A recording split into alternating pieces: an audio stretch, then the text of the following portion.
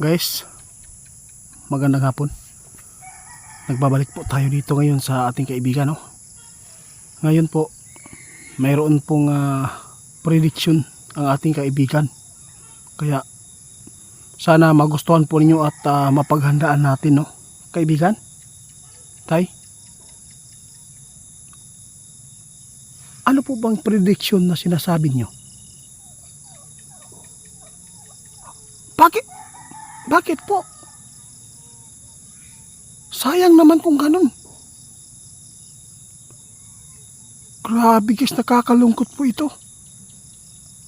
Malaking tulong po yan, pero yung iba ginagamit lang po talaga yung Facebook na hindi maganda. Guys, posibleng maapektuhan po daw ang Meta o Facebook na sa shutdown, no? Sa shutdown. Patay na. Anong ibig sabihin po tayo? Shutdown. Ibig sabihin ito yung prediction ninyo na mawawala ang Facebook. Kakalungkot naman po itong ipinapaabot ng ating kaibigan. Kailan lang po ninyo ito na kuha na impormasyon? Sus, grabe. Isa na po kami dito na kinabang sa Facebook sa totoo lang. Guys, paki-share po ha. May prediction ang ating kaibigan ngayon.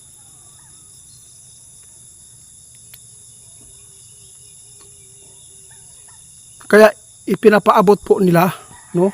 May nakita talaga ang ating kaibigan na ito po ang mangyari, no? Pero sa totoo lang guys, pwede din itong maibalik, pero ang problema lang dito kung maibalik ba talaga?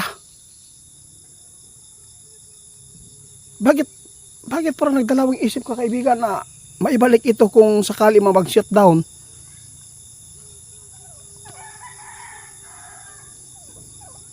Nakakatakot naman po itong sinasabi nyo. Guys, may posibilidad guys na ang ating Facebook na ginagamit at yung Meta, no? Posibleng mag-shutdown, maisali ito sa prediction ng ating kaibigan na mawala. May panahon guys na gamitin ito ng jablo, no? Na ito ay hingian na naman po ang mga taong gumagamit nito. Nako po, prediction ng ating kaibigan ha. Totoo po talaga ito guys na nakita ng ating kaibigan. Grabe kaibigan, alam po ba niyo kaibigan, milyon po ang nag-ano dito eh. Yung nakinabang sa Facebook, grabe kaibigan. Sus, grabe, nakakalungkot naman tong balita. Pero itatanong ko po sa inyo kaibigan, yung YouTube kaibigan, sa tingin po ninyo, hindi pa daw nila alam guys ha, hindi pa nila alam, wala pa silang update po sa kanilang prediction sa YouTube ha, wala pa silang nakita na impormasyon. Pero ang Meta guys, posibleng mag-shutdown gyud ang Meta ani guys kining Facebook karon basig mo ning giingon sa atong amigo na kung mawala man ni guys gamiton ni dili maayo pangayuan na ta og mga kuan ani kining usay pasabot ani kaibigan, hingian kami ng mga na yun ang problema guys, gagamitin talaga sa lahat ng makapanood sa atin guys. Prediction ng ating kaibigan, posibleng magagamit ng jablo ang social media sa pamamagitan ng paghingi ng mga unsay tawag ani guys ha, na sila pangayoon na kapalit. Nako, ito po yung kapalit na delikado guys, kaya hanggat maaga pa maipaabot namin. Tandaan po ninyong prediction ng ating kaibigan. Alam po natin guys na mangyayari po itong prediction, no? Ito po yung sinasabi ng ating kaibigan na gagamitin po ito. Pwedeng magamit talaga sa jablo. Kung hindi ka tumanggap po sa kanilang gustong mangyari, hindi ka makagamit po ng Facebook.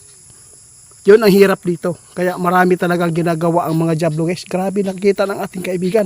Parang si kaibigan yata yung nagbibigay po ng mabunting pagpapaabot ngayon tungkol po rito sa social media. Kalungkot talaga. Isa na po kami dito kaibigan, nakinabang talaga sa social media na makapagpaabot tayo ng mga impormasyon na ito ay makita at mapanood at mapakinggan ng mga tao na mahilig sa social media. Kaya guys, prediction ng ating kaibigan guys, pwedeng mag-shutdown ang Meta, no? Ang Facebook pwedeng gamiton ni sa demonyo. Pagkatapos hihingian tayo ng mga kanang mga dili maayos ato no? Kung dili ta kahatag ani dili ta kagamit, kung dili ta mo sugot ani ilang gipangayo ng mga requirement sa ato ang pagkatao. Sus nako, ginagamit na naman po. Grabe, talino talagang Diablo ngayon.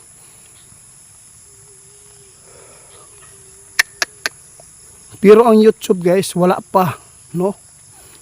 Wala pa nila na detect na kini ang plano. Basta sa tanan na makahibalo karon na agyoy mahitabo ani guys, no?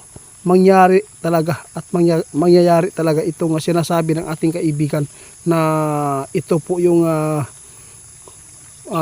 hihingian tayo ng mga requirements. Kung hindi tayo bigay, hindi tayo makakagamit. Ibig sabihin nito talagang nakita ng ating kaibigan na isa na dito ang social media na magagamit ng Diablo. Salamat po sa mga impormasyon kaibigan. Guys, report sa TikTok ni Ghost Hunter 88 Fans at saka doon sa Facebook page niya. Salamat po sa lahat ng nakasubaybay sa amin.